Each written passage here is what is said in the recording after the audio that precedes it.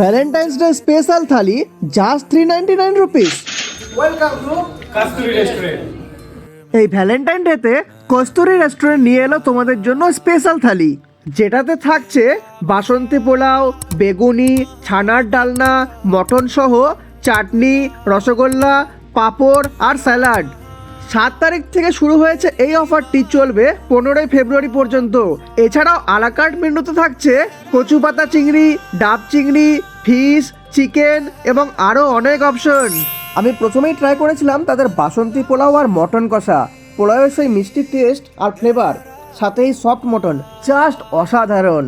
তারপর গরম গরম এই সাদা ভাতের সাথে কচু পাতা চিংড়ি, দুটোর কম্বিনেশন কিন্তু একদম পারফেক্ট।